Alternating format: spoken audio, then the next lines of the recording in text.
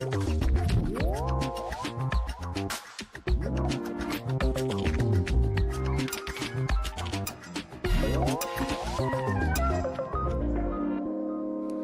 sé para qué se crean los personajes, pero sé para qué se escribe, que en definitiva es lo mismo, ¿no?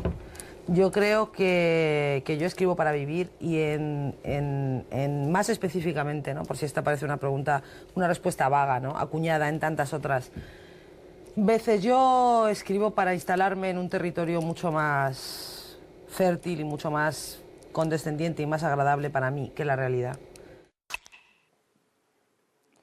La veo en el espejo mientras se arregla los cabellos.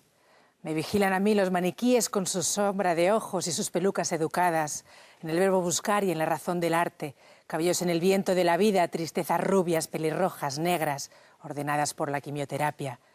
Nunca tuvieron la mirada tanto amor a la vida. Luis García Montero escribió estos versos a su compañera Almudena Grandes, una mujer alegre, amante de la vida, de la cocina, del athletic, de la literatura y sobre todo, como decía, de la vida. El próximo 7 de mayo, Almudena debería cumplir 65 años. Hoy la recordamos con un documental que también tiene mucho de poesía. Bueno, Almu, ¿qué te parece que hagamos un documental sobre ti? Almudena Grandes es madrileña y escritora. Con las edades de Lulú consiguió vender más de 1 millón de ejemplares. La habían vendido al alemán en 10 días y en 20 días la habíamos vendido al cine, ¿no? Fue todo una especie de carrusel enloquecido, ¿no? Y tuve que preguntarme si quería ser famosa o quería ser escritora y me puse a escribir y la literatura me salvó la vida. Empecé a escribir en un cuaderno el argumento, a trabajar en los personajes. Y entonces descubrí que ese sistema era mucho mejor que el que yo tenía. La relación era clandestina, los poemas los escribías detrás, ¿no? Claro, aquí ya como estábamos viviendo juntos, pues están en la primera página. Tenía que ser un nosotros basado en la libertad que Almudena reflejó en las historias de amor de sus narraciones. En las noches de verano, Rota se parece a Madrid. Cada uno lleva los apellidos de su padre y de su madre, y sin embargo, somos una familia. Hablando de 50 sombras de Grey, me decías que es una novela muy blandita, es que es todo muy suave. Que es una paella buena de verdad, que tú le das la vuelta y nunca le ha dado la vuelta del todo. Hacía como así y era su forma de decir te quiero. Partidos de verlos en la televisión y tal, me daba mucha angustia verlos sin mi madre. Seguía haciendo su vida, seguía andando, seguía escribiendo. Todos somos Madrid, una ciudad enamorada de la felicidad. Alguien que no ha nacido aún saldrá a este balcón para sentir la misma emoción que siento yo ahora mismo al pronunciar la última palabra de este pregón. Muchas gracias. Yo creo que la vida privada de la gente corriente es un camino tan bueno como cualquier otro para construir la historia social de una nación, ¿no?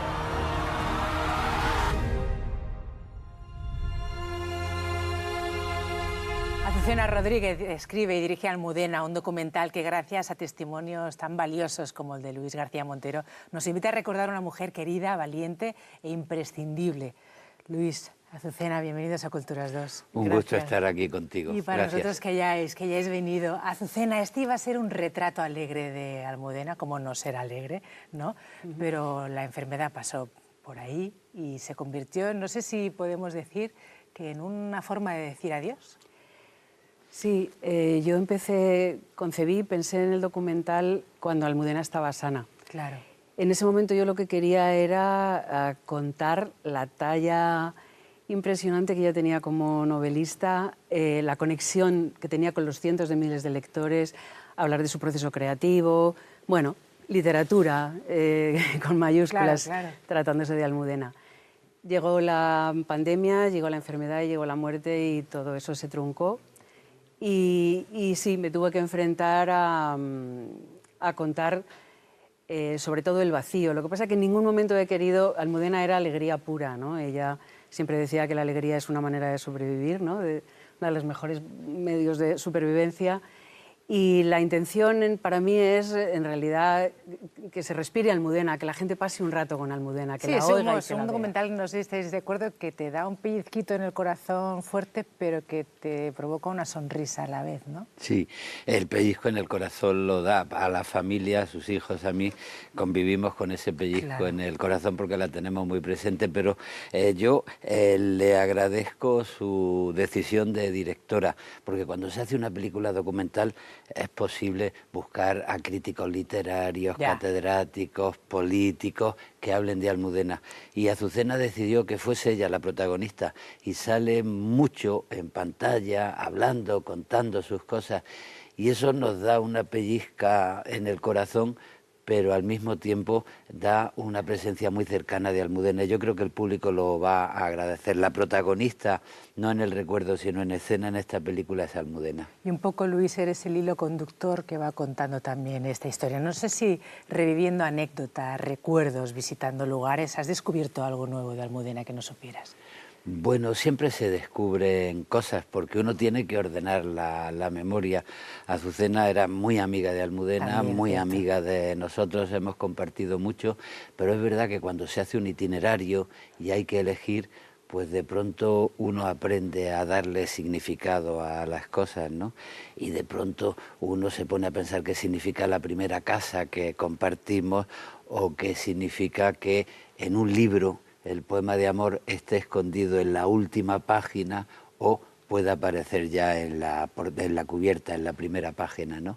Y esas cosas están ahí, la importancia de los amigos, la importancia de los paisajes, la importancia de una historia de hace 30 años, pero que se encarna en capítulos muy precisos y en detalles muy precisos. Hablabas de poemas, le has dedicado 2 poemarios, Almudena, sí. Y 1 año y 3 meses. Más que un ejercicio de memoria, son ejercicios de vida, ¿no?, estos poemarios. Sí, cuando empezamos a salir y a vivir juntos, yo le escribí un poema de amor, de enamorado, había escrito un poema de crisis sobre la realidad del mundo, lo mal que estaba el mundo, habitaciones separadas, y de pronto me enamoro y le doy importancia a algo que Almudena repitió mucho, la alegría como una forma de resistencia. En los momentos difíciles, buscar aquellas cosas de la vida que te hacen mantenerte fuerte. Y escribí un poema de amor completamente viernes y después en todos los libros que iba escribiendo aparecía algún poema de amor. Y por eso después de Completamente Viernes hice una antología Almudena donde están todos los poemas desde el principio hasta el final, donde se habla de su enfermedad, esos versos que me ha emocionado oírte a ti, con los que tú has empezado pues este programa. Mucho. Azucena, hay testimonios muy bonitos, muy valiosos en todo el documental. No sé si hay alguna palabra, algún adjetivo con el que definan a Almudena que se repita una y otra vez, uno o varios, aparte de alegría, por ejemplo, ¿no? Sí, alegría lo es que cuando comentabais lo de que esté ella y que sea ella, yo eso lo tenía clarísimo desde el principio. Yo quería que estuviese, porque además hay una cosa que me pasa como espectadora de documentales, cuando la gente habla de un personaje y sale mucha gente hablando de ese personaje, si hay testimonio fílmico, yo quiero oír a esa persona, ¿no? Claro. Eso como espectadora, como amiga y como directora, lo que quería era que reinase ella, ¿no? Dices palabras, ahí hay la alegría, valentía, fortaleza. Pero luego es bonito porque como es Luis, son sus hijos también. Es su hermana Mónica, la tía Lola, dan esa visión de una Almudena muy cercana, que era lo que yo buscaba, ¿no? Yo creo que es la mujer y la novelista juntas porque eran indisolubles, ¿no? Y cuando viste el montaje, ¿hay algún testimonio que te provocara una sonrisa especial o algo que te...? Me provocó mucha emoción algunas escenas, ¿sabes? Porque a la hora de revisar durante tantos años tantas imágenes, uno comprende lo que es la vida. Y aparece de pronto una Almudena más morena porque estamos en época de verano, o más blanca porque estamos en Madrid, o ¿no? Más gordita porque tengo que adelgazar, o más delgada porque ha adelgazado, o momentos en los que se está preocupada y se nota en las fotografías, y momentos en los que se está en libertad y cantando con los amigos y divirtiéndose. Y eso es que es la vida, y lo que somos tiene mucho que ver con los momentos que vivimos, y todos somos un poquito más delgados, un poquito más gordos, claro, un poquito más morenos, un poquito más blancos, más cansados, más felices, alegre, más preocupados, y eso me emociona, cómo Almudena está ahí a lo largo de muchos años en distintos momentos. Por ejemplo, me emocionó ver cómo en el pregón que daba a la ciudad de Madrid, desde la plaza del Ayuntamiento al final, se le quiebra la voz y se emociona. Y eso me emocionó a mí también. Hablábamos de esta faceta alegre y festiva, pero hay otra parte que vemos, y con detalle, que arranca así el documental, ese repaso a esas libretas, porque era muy meticulosa trabajando. ¿Cómo nos contaríais, para quien no la conociera bien, ese proceso creativo, cómo trabajaba? Porque es muy especial. Yo creo que al lado de un poeta y un catedrático de literatura tiene que hablar él. Que hable el maestro. Que hable el maestro. Que da gusto oírle, además. Ella tenía una vocación muy seria y muy comprometida con la literatura. Yo he contado que después del éxito de Las Edades de Lulú, miles de ejemplares vendidos, ediciones en todo el mundo, ella empezó a ser muy requerida para cosas y en un momento se planteó: yo que quiero ser famosa o ser escritora. Y su segunda novela es una novela de muy difícil lectura porque indagó en la dificultad, porque buscaba la calidad. Y de hecho cuando nosotros nos conocíamos ella estaba muy en la dificultad y yo estaba desde la poesía reivindicando una poesía cercana a la gente y hablaba más de la cercanía y ella de la dificultad, y en alguna discusión así pues empezamos a entablar relaciones literarias, ¿no?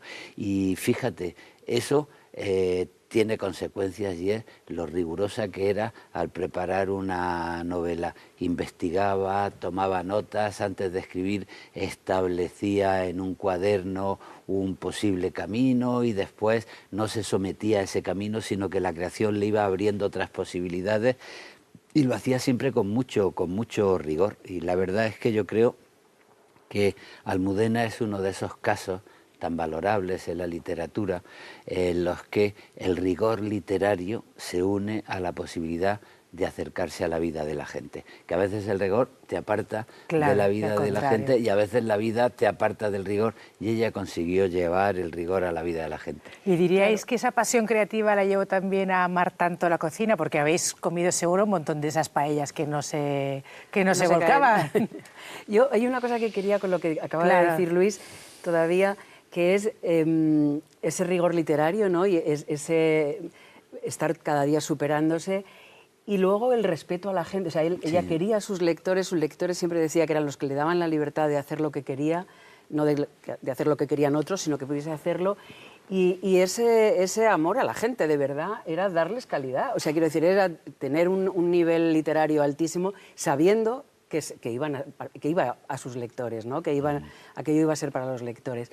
Hay una cosa muy hermosa de Almudena, hay muchas, ¿no? Pero a mí me fascinaba su naturalidad y su acercamiento a la gente sin impostura, sin condescendencia. O sea, que tú podías estar en un sitio con gente importantísimas y Almudena estaba en un rincón hablando con una chavalita que había ido a no sé qué, porque le parecía más divertida o porque aquella chica le pedía algo, o aquel chico. ¿no? La misma relación con la vida tenía que ver también en el grupo de amigos, porque la que estaba escribiendo y rigurosamente y se levantaba todas las mañanas con la disciplina de escribir, después se ponía a cocinar, tú hablabas de eso, y hacía una comida estupenda, ¿no? Y además, yo que estaba muy mal criado por mi madre, porque era un niño mimado, pues podía hacer cualquier plato complicado, pero unas croquetas de jamón o una tortilla de patatas no faltaban nunca. Entonces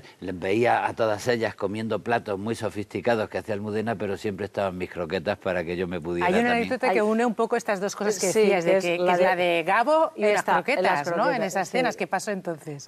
Empiezo yo y sigues tú, al revés. Venga, como tú quieras. Soy ya un dúo. No, era un cumpleaños, pero bueno, que empiece Luis y yo completo la parte de la cocina. Fue un cumpleaños de Almudena y que Joaquín Sabina, otro amigo de la pandilla, llama y dice: oye, que tengo un problema, que iba para el cumpleaños, pero me acaba de llamar García Márquez, que está en Madrid, que quiere que nos veamos. Y yo digo: hombre, si está Gabo, no te preocupes, nosotros nos vemos mañana. Y dice: no, es que me ha dicho que si lo invitáis a la casa, pues se viene conmigo al cumpleaños de Almudena. Y en ese momento, pues yo le dije que encantado. Y Almudena se llevó una sorpresa al ver que entraba en la casa Gabo con la mujer y se unía a la fiesta de los cumpleaños. pero no sé si completo. tú cuentas la anécdota. ¿Y qué pasa Cocina. entonces? Porque Yo claro, la estaba en la avisa, cocina. ¿no? Ella está contigo en la Claro, cocina yo en ese estaba de momento. pinche, yo no sé cocinar, pero yo estaba de pinche con ella. Entonces, era muy gracioso, ¿te acuerdas? Porque Joaquín iba llamando, que ya vamos por no sé dónde, que ya vamos por Claro, no sé qué. anunciando que llega el gran... Claro, que tal. Y nos decía que no le deis la lata, no le deis la lata. Entonces, llegó un momento que yo estaba ayudando a Almu y llamaron a la puerta y alguien vino a la cocina. Claro, éramos como unas 30 personas, había unos poetas, había unas gentes allí. Claro, poetas, novelistas, había... cantantes, Claro. los amigos, Todo el mundo de la cultura. La cultura esperando las croquetas. Y entonces, pero Almu era la responsable de esa cena, o sea que éramos como 30 personas y el que nos daba de cenar era ella. Y entonces alguien llega y le dice, Almu, que ha llegado el Gabo. Y dijo, que se espere, que se me queman las croquetas. Entonces, esto era Almudena, ¿no? Inmediatamente salió, lo recibió y luego no le hicimos caso al Gabo. Bueno, y ahora no es que no le hiciéramos caso, es que Joaquín decía que no le moleste la Ya, gente que no mucho, sea- que no le moleste. que no le abrume y entonces, tampoco. bueno, estuvimos allí, él estuvo, se tomó la comida, las copas, pero la gente no lo agobiaba. Y al día siguiente, que él se iba a Barcelona y estaba con Beatriz de Moura, la editora de Tusquel, muy amiga nuestra, la editora de Almudena, y me llama para otra cosa y me dice, oye Luis, ¿estuvo ayer Gabo en la casa? Digo, sí, fíjate qué sorpresa, cumpleaños de Almudena, llama a Joaquín, se viene a la casa y dice, me ha dicho que se lo ha pasado muy bien, pero que es la primera vez en 50 años que nadie le hace ni puto caso. Y Pues es que esta es habíamos una- sido muy disciplinados para no agobiarlo. Y él Esta- estuvo allí cómodo, sin sentirse agobiado, fírmame un autógrafo, vamos a hacernos una foto, ¿no? Pues este es un ejemplo más de cómo era Almudena Grandes. Gracias por compartirlo. No os perdáis el documental Almudena a partir del 16 de mayo en cine. Seguro que os habéis quedado con ganas de saber más sobre ella. Y gracias por acompañarnos. Te tengo que decir una cosa, Luis. Después de ver el documental he visto a pocas personas amando tanto con la mirada como sigues amando tú, Almudena. Y esto es precioso. Es una suerte, ¿verdad? Gracias.